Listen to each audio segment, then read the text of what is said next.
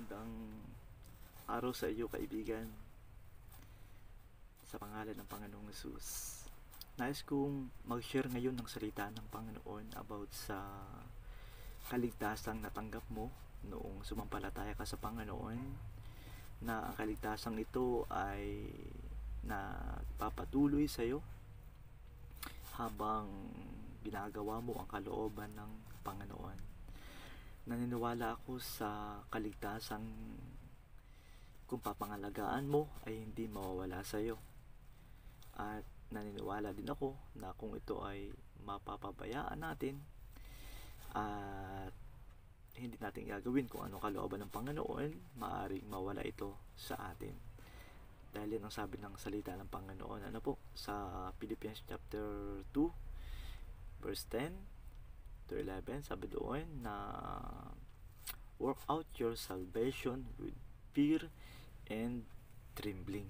Kaya naman gusto ko tang i-challenge na yung kaligtasang tinanggap mo sa Panginoon ay huwag maging plato, kundi ito ay magpatuloy na lumalago, patuloy na napapahalagahan natin, at patuloy na namumunga ng mabubuting bagay na nais ng Panginoon na gawin natin, dahil nilikha tayo ng Panginoon para gumawa ng mabuting bagay.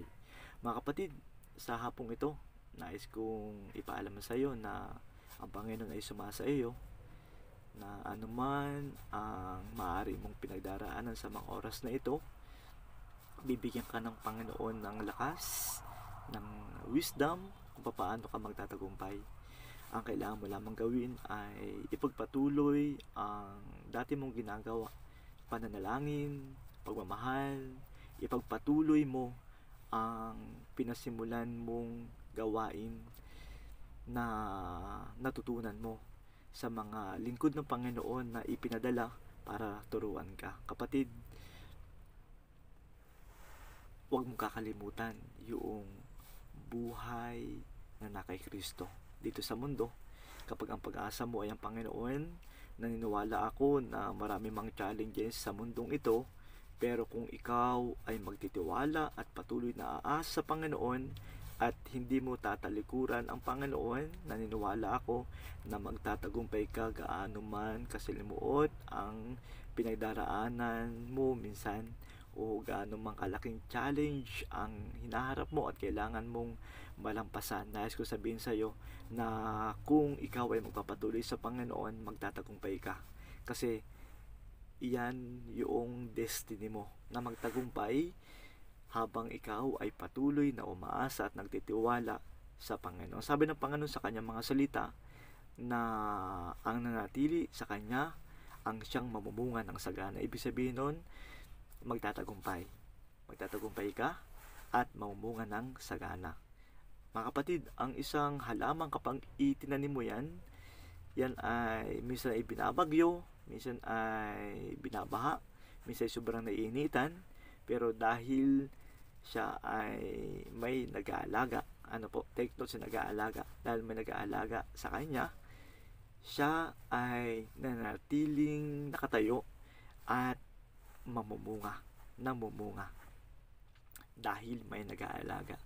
Yan ang sabi ng salita ng Panginoon, kung nanatili ka sa akin at nanatili sa iyong aking mga salita, ikaw yung mamumunga ng sagana. At namang hingin mo sa kanyang pangalan, sa pangalan ng Panginoong Hesus, ay ipagkakaloob sa iyo. Kaya kapatid, ang pananatili sa Panginoon na umiibig ng totoo at sumusuko ng lubos at patuloy na ginagawa ang kalooban ng Panginoon, lalo na yung pinaka-basic, manalangin, magbasa ng kanyang salita, at gawin yung manatili sa kanyang presensya. Kapag ito ay ginagawa mo, naniniwala ako na magtatagumpay ka. At yung paglalakbay natin sa mundong ito, araw-araw, kapatid, ikaw ay malalakbay lang, oo, na isang araw mararating mo yung pinakadulo, at yun yung pinaka magandang pwede mangyari sa iyo. gusto kong ipaalam sa iyong realidad ng pagiging Kristiyano na hindi sa lahat ng pagkakataon ay pinagpapala ka ng Panginoon. Although, pinagpapala naman talaga sa lahat ng pagkakataon kasi kahit yung pagsubok, yun ay pagpapala ng Panginoon. Ano po, na hindi natin maunawaan minsan, pero dahil sa pagsubok na yun, matututo tayo, magiging matatag, at makakamtan natin yung blessing ng pagkatuto at yung blessing ng Panginoon na kapag nanatili tayong matatag sa kapagsubokang iyon, makakamtan natin. Nais kong sabihin sa iyo, kapatid, na sa bawat dinaranas mo sa mundong ito, kung ginagawa mo yon na ayon sa ikakalaulhati ng Panginoon, merong blessing na kalakip iyon. Hindi mo siguro pa nalalaman ngayon yon, o maaring ngayon natatakot kang harapin yung pagsubok, maaring nababagabag ka, maaring nabibigatan ka. Pero kapatid, nais kong sabihin sa iyo na ang Diyos mong tinanggap ay higit kang matutulungan kaysa sa alam mong kaparaanan na maaring makatulong sa iyo. Kaya naman, magtiwala ka sa Kanya. Huwag kang susuko. Huwag kang tatalikod.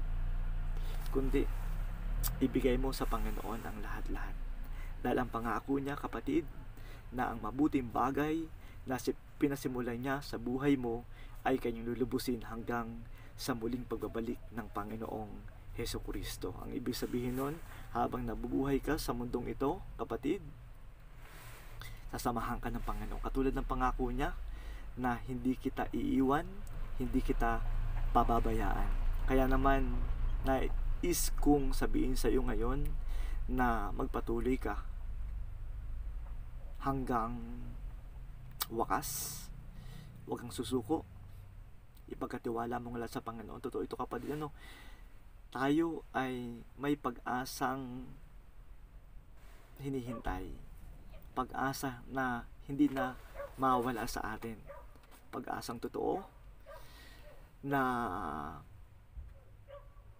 sa Panginoong Hesus lang natin matatagpuan. Na pag-asang ito ay hindi may bibigay ng sino man. Ang pag-asang ito ay nanggagaling lamang at si Hesus lamang ang pinagmumulan. Kaya kapatid, patuloy kang umasa sa Panginoon at maging pag-asa mo sa siya habang nabubuhay ka sa mundong ito. Hanggang sa yung pag-asang yon ay makita mo na mukhaan, kasi yung pag-asang yon ay hahantong doon sa kalangitan sa piling niya magpakailan-kailan paman. Totoo yung kapatid, ang ating pananampalataya ay dapat humantong hanggang langit. Ang ating pananampalataya ay hindi pang lupa lamang. Ano kapatid, bagamat habang nasa mundo tayo, ang pag-asa natin ay ang Panginoong Hesus. Pero after natin dito, nais kong sabihin sa iyo na may pupuntahan tayo na walang hanggang buhay at walang hanggang kaligayahan sa piling ng Panginoon. Doon, hindi ka na makikipaglaban sa kasalanan dahil wala dong kasalanan. Hindi ka na malulungkot pa dahil wala dong kalungkutan. Ang salitang hinagpis ay hindi babanggitin doon, sapagkat doon ay puro kasaganaan, puro kaligayahan at puro kakontentuhan sa piling ng Panginoon. Wala nang lungkot, wala nang hirap. Higit sa lahat, yun ay totoo, hindi yun isang alamat. Kapatid, magpatuloy ka sa paglilingkod sa Panginoon. Magpatuloy ka, huwag kang susuko, dahil ang pananampalataya mo ay napakahalaga. Napakahalaga nito. Ang pananampalataya mo ay siyang magdadala sa iyo sa pagkatuto at pagkaalam sa tunay na kabuluhan at kahulugan ng buhay. O kapatid, mahalaga ang buhay. Huwag natin itong sayangin. Kung tayo ay maaring napalayo sa Panginoon, kung tayo ay sa palagay natin ay maraming pagkukulang sa Panginoon, hindi huli ang lahat para ikaw ay magsimulang muli at muling magpatuloy sa paglilingkod sa Panginoon.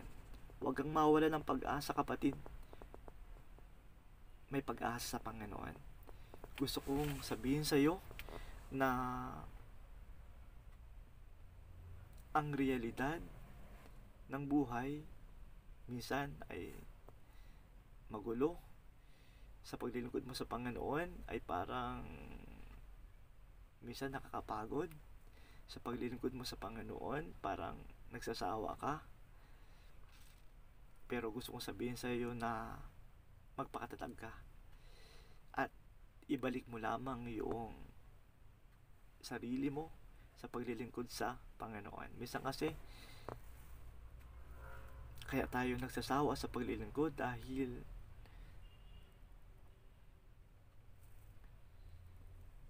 naiiba yung motibo ng ating puso, nababago yung motibo ng puso natin. Minsan kaya tayo napapagod dahil parang sinasarili na natin yung gawain ng Panginoon. Ang ibig kong sabihin, dapat isama natin ang Diyos sa bawat gawain natin. Hindi dapat tayo ang may taas, kundi ang Panginoon. Kaya naman sa bawat ginagawa natin, isipin natin na dapat sa lahat ng ating ginagawa ay maluwalhati lamang, walang iba kundi ang Panginoong Jesus. Kapatid, may buhay na walang hanggan. May buhay na walang hanggan na naghihintay sa atin. Oo, nakipaglaban tayo sa mundong ito, sa kasalanan. Nakipaglaban tayo minsan sa boring. Nakipaglaban tayo sa laban ng pagiging Kristiyano dito. Nakipaglaban tayo sa ating sarili. Nais kong sabihin sa iyo na may pag-asa sa Panginoon. God bless, kapatid. God bless you. Ito yung reality. Ito yung katotohanan na kapag ikaw ay umasa at nagtiwala sa Panginoon, mayroong nangyaring bago araw-araw. Bago lagi tuwing ikaw ay mananatili sa presensya ng Panginoon. Kapatid, malapit na ang wakas ng mundong ito. Malapit na ang wakas. Kaya magpakatatag tayo. Nangyayari na ang mga signs. Kaya naman, lalo natin ipagkatiwala sa Panginoon ang lahat ng bagay. Pasama ng pasama ng mundo.